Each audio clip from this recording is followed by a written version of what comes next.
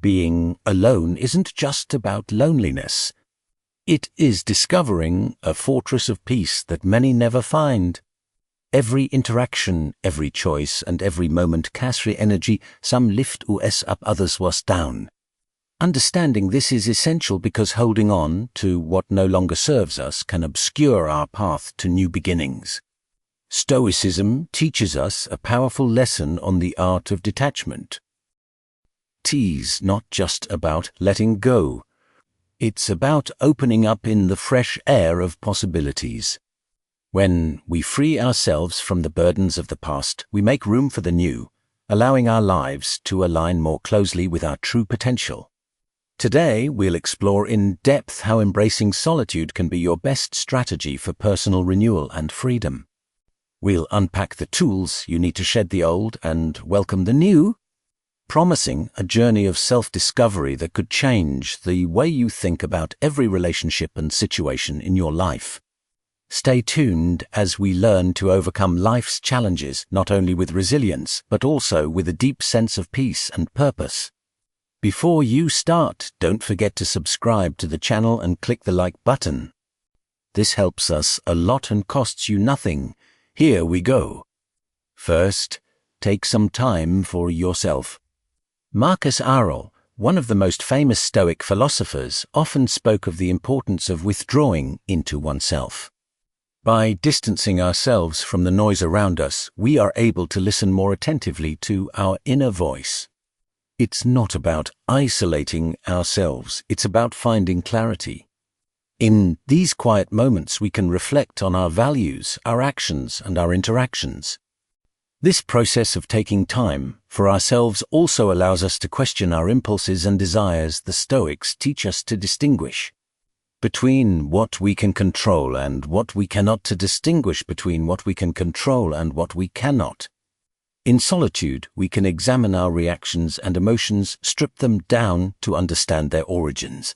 Why do we feel the way we feel? To what extent is our discontent shaped by external circumstances or by our own inner dialogue? Taking time for ourselves helps us recharge our batteries. Just like us, let our body rest after physical effort. Our mind also needs rest after the constant bombardment of stimuli and social interactions. It's in these moments of detachment that we often find explosions of insight and creativity. Our minds weave new ideas and solutions that seemed elusive in the hustle and bustle of daily life. Second, differentiate between need and want. Epictetus urged us to control our desires to preserve our freedom and tranquility. He was taking a life where we would not be slaves to our desires. By asking ourselves whether something is a need or a want, we engage in a practice of introspection that helps us stay in tune with our core values. This doesn't mean we have to deny all our desires, but it does involve making conscious choices that ensure our wants don't overshadow our needs. Practicing this distinction helps us reduce the clutter in our lives, not just physically, but also mentally. When we pursue fewer desires, we often find more space, time, and energy for the things that really matter. We often find more space, time, and energy for the things that really matter. This leads to a simpler, more focused life, where satisfaction doesn't come from the next purchase or the next acquisition, but of a deep appreciation of what we already have. By appreciating what we have and recognizing the difference between surplus and necessity, we cultivate a state of contentment impervious to the ebb and flow of external circumstances. We become more resilient, less reactive, and more present in our daily lives. Third, be strictly rational. In Stoic philosophy, being rational means examining the facts before reacting, evaluating the true nature of each situation and making decisions based on sound reasoning rather than impulsive feelings. Seneca, a renowned Stoic philosopher, often spoke of reality, the importance of controlling one's reactions to external events. He thought that if we can't control what happens to us, we can control how we let's react. and this is where rational thinking comes in. By being strictly rational, we challenge ourselves to look beyond immediate emotional responses.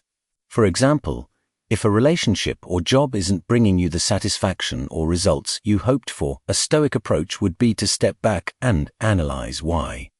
What are the tangible advantages versus the disadvantages? Is there a mismatch between your core values and what the situation offers? Fundamental value is what the situation offers? By answering these questions with rational analysis, you can make more informed choices about whether to persevere, adjust your approach, or let go. Rational thinking helps us manage our expectations. Often, we are upset not because of the situation itself, but because it did not meet our preconceived expectations. Number 4, acceptance of change. Change surrounds us constantly. The seasons change, relationships evolve, and careers change. The Stoics understood that resisting these natural progressions can lead to unnecessary pain and suffering. Instead, they advocate embracing change, viewing it as an opportunity for personal growth and renewed perspective. Personal and renewed perspectives. When we talk about accepting change, we delve into the Stoic practice of focusing only on that we can control. This includes our thoughts, behaviors, and reactions to the changes happening around us. For example, you may not be able to not prevent a corporate restructuring that will affect your job, but you can control how you react to it. What does it mean to search new opportunities or adapt your skills to adapt to new roles? This shift in focus from external circumstances to internal responses is at the heart of Stoic resilience. By reducing our attachments to things that are inherently transitory, like our current job, our status, or even certain types of relationships, we preserve our inner peace from the upheavals caused by external changes. This does not mean that we do not care about these aspects of our lives, but rather that we take them lightly, ready to adapt as circumstances change. This mindset helps us live more fully in the present, appreciating each moment and connection for what they are now, not for what they were or what we fear they will become. 5th, focus on your basic needs. This approach involves focusing on what is truly necessary for your well-being and fulfillment, such as your mental and physical health and your most important relationships. By doing this, you're not just simplifying your life, you're aligning it more closely with your core values, which is a fundamental Stoic goal for mental health. This may involve practices such as meditation, regular introspection, and participation in meaningful activities that nurture a sense of purpose. For physical health, this can mean choosing activities and diets that not only keep you fit but also help you feel balanced and energetic. And when it comes to relationships, focusing on core needs means investing time and energy in relationships that are supportive, nurturing, and reciprocal. When you eliminate clutter for less essential needs, you don't just make space physically or financially, you make space mentally and emotionally. This decluttering allows you to have a clearer vision of what is really important. This helps you make decisions more in line with your personal philosophy and life goals. For example, if you realize that spending quality time with family is an essential need, you might decide to work less overtime despite the potential additional income, because the non-material benefits of time spent with family contribute more significantly to your overall life satisfaction. Number 6, recognition of impermanence. Understanding that nothing is permanent can radically change the way we approach our daily lives. For example, when we experience moments of joy, recognizing their impermanence allows us to appreciate them more deeply without the pressure of trying to make them last forever. Rather, it involves understanding that our control is limited to our own actions and reactions, not external results or the behaviors of others. Actions and reactions and not to external results or the behaviors of others. This awareness helps us maintain our balance in the face of change and unavoidable loss of life. Accepting impermanence cultivates resilience. When we accept that change is the only constant, we are less likely to be overwhelmed by him. On the contrary, we can adapt more quickly by moving forward with a clear mind and an open heart. This learns to develop our inner resources, such as our character and our virtue, rather than to invest too much in external achievements which could fade or disappear. Number 7, seek new experiences. Stepping out of your comfort zone can be intimidating, but incredibly rewarding. Every new skill you learn, every new person you meet enriches your life in a way that to stay in the familiar could never have done it. This process of search and acceptance new experiences help reshape the way we perceive our problems and attachments. When you are exposed to different ways of living and thinking, your own problems may not seem so insurmountable. Maybe a problem you thought was unique to you is a common struggle. Or maybe you discover new solutions that you hadn't considered before. This broader view can result in a significant reduction in stress and anxiety associated with clinging too tightly to what you are familiar. Engaging in new experiences actively combats the stagnation that can arise from excessive routine. It invigorates the mind and soul, instilling a sense of adventure and curiosity in life. Number 8, the exercise of daily reflection. Imagine taking a few minutes at the end of each day to rethink to your actions, thoughts, and feelings. This can be done in different ways depending on what speaks to you most. Some find meditation helpful, a quiet introspective time to turn inward and critically evaluate one's thoughts and behaviors. Others prefer to keep a journal, writing down what happened throughout the day, how they felt and how they reacted to various situations. This written record can be extremely valuable as it provides a tangible way to track progress over time. Stoic thinking is not limited to efficiency or personal success. It is about moral and ethical growth. This keeps you aligned with your true path by ridding yourself of non-essential, insignificant distractions or trivial concerns that can so often take up space in your mind. It helps you focus on what really matters, your values, your character, and your impact on the world around you. This type of thinking promotes a deep sense of self-awareness and responsibility. It's a daily reminder that your path is your own. As Epictetus once said, no one has the power to have everything he wants, but it is within his power not to want what he does not have and to joyfully make use of what he does have. Reflecting daily not only helps you understand and accept your limitations, but also recognize and use your strengths more effectively. Number 9, attachments. Understanding what constitutes unhealthy attachment is the first step towards self-liberation.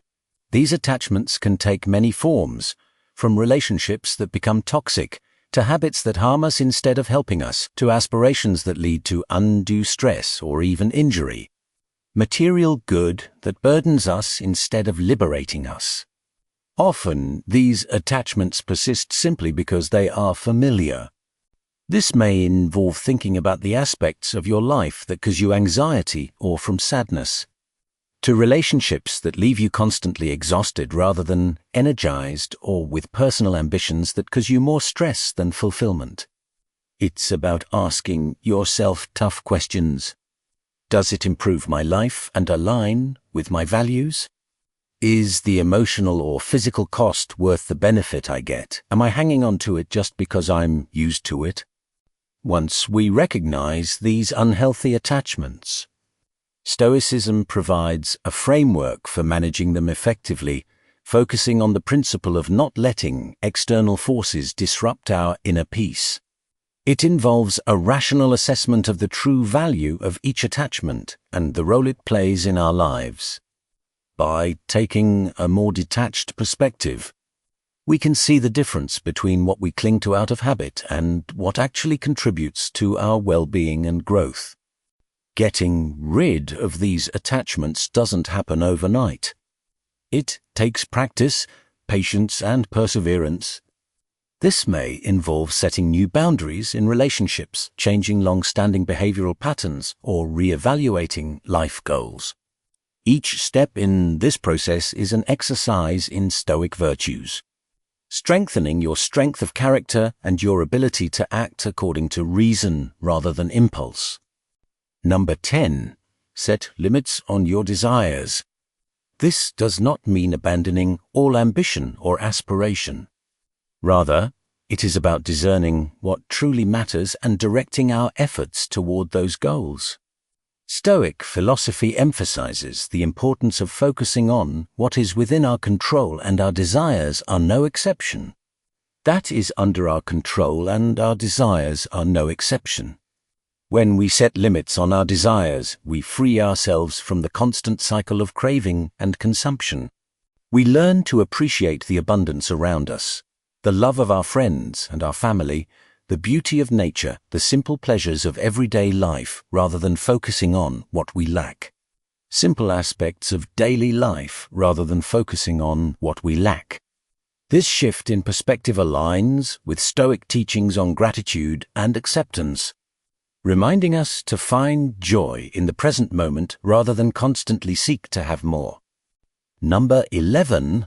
Exploration of creativity. Engaging in creative activities, whether painting, writing, music, or any other form of artistic expression, provides a meaningful escape from the mundane and often stressful routines of daily life. When you immerse yourself in creative work, you divert your attention from external concerns and pressures, tapping into a state of flow where time and stress seem to disappear.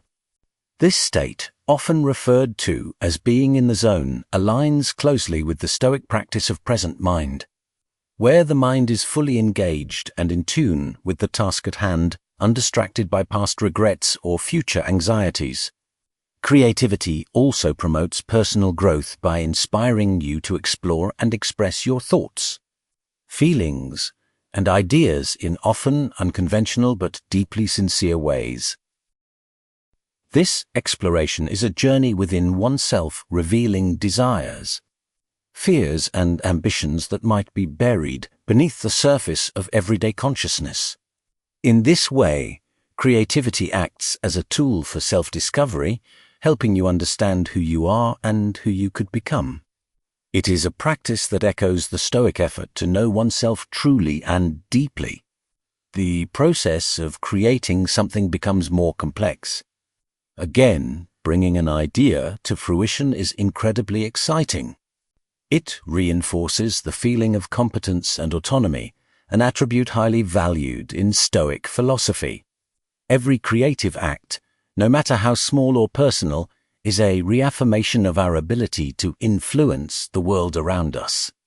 In a broader sense, engaging in creativity is an exercise in creating our reality, choosing and shaping our environment in accordance with our inner vision. Number 12. Love and accept facts. The Stoic approach teaches us that our frustration often comes not from the facts themselves, but from our expectations and desires for things to be different.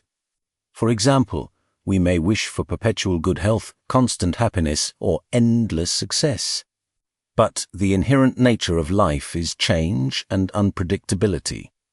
By accepting the reality of these changes and the fact that many outcomes are beyond our control, we free ourselves from much of the anxiety and disappointment.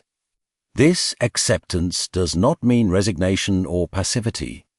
It's more of an affirmation, proactively in our ability to adapt and respond constructively.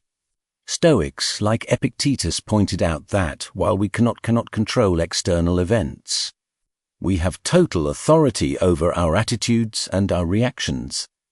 This is where our true power lies.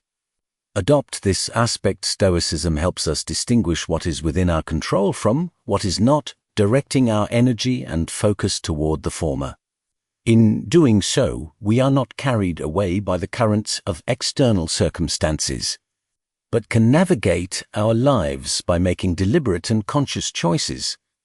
Loving and accepting facts involves a deep understanding that life's challenges are opportunities for growth and testing of our virtues. Number 13, focus on internal control. By focusing on what we can control, our thoughts, our actions, and our answers, we take responsibility in a world where many things are unpredictable and beyond our influence direct. Think about the daily trials we face, whether it's traffic jams, difficult colleagues, or world news. Good, although we cannot control these external events, we absolutely can control our reactions to them. The ability to bounce back quickly after failure. Not because we avoid feeling pain or disappointment, but because we know how to process these emotions in a way that's constructive. This focus changes our locus of control internally, which is incredibly liberating. This means that our happiness is not held hostage by the whims of fate or the actions of others. On the contrary, our state emotional is something we can manage and cultivate through our own efforts. It is not just a theory, but a daily practice. This involves regular introspection, perhaps through journaling or meditation, where we examine our thoughts and behaviors, praising ourselves when we live up to our ideals and gently correct things when we fall short. Number 14. Facing fears. Stoicism does not just advise us to passively bear our fears. He actively encourages us to face them head-on. This approach recognizes that fears often chain us to unhealthy habits, toxic relationships, or unfulfilling life paths. By recognizing and confronting these fears, whether they arise from change, failure, or rejection, we can begin to free ourselves from these constraints and embrace a more liberated and courageous existence. Stoics like Seneca and Marcus Aurelius wrote extensively about the importance of rationally examining our thoughts and feelings, suggesting that through reason we can diminish the power that fear has over us. Our thoughts and feelings, suggesting that through reason we can diminish the power that fear has over us. Number 15. Develop resilience in the face of adversity. Resilience is essentially about our ability to bounce back from setbacks and challenges. It's about recovering from loss, whether personal, professional, or emotional, and finding a way to move forward with greater strength and insight. But resilience from a Stoic perspective goes even further. Building resilience also means staying focused on what we can control, our actions, our responses, our values, and letting go of what we cannot. This approach helps us stay centered and calm, regardless of external circumstances. It promotes a sense of inner peace that is not easily disrupted by the ups and downs of life. Thinking about your legacy involves more than thinking about what you will leave behind when you pass away. It's about how you live your life every day, what principles guide your actions, what effect do you have on the people around you, your professional efforts and personal relationships, unlike improving your community. Stoicism does not advocate a life devoid of attachments, but urges us to form rational and constructive attachments. Do the things you pursue, whether career, goals, material possessions, or even relationships, contribute to the type of legacy you want to leave? If not, it may be time to detach yourself from things that don't serve that higher purpose. This detachment is not a process of renunciation, but of realignment. It involves moving from transitory material gains to lasting ethical contributions. By focusing on actions that align with your core values, you not only ensure you live your life with integrity, but you also improve your ability to leave a positive and meaningful impact. Thank you for joining me today as I explore the profound lessons that Stoicism has to offer. If you want to delve deeper into how these practices can transform your life, please watch the suggested video that appears on your screen. And since you've reached the end, share your thoughts with us in the comments. If you are new to the channel, please subscribe. See you soon.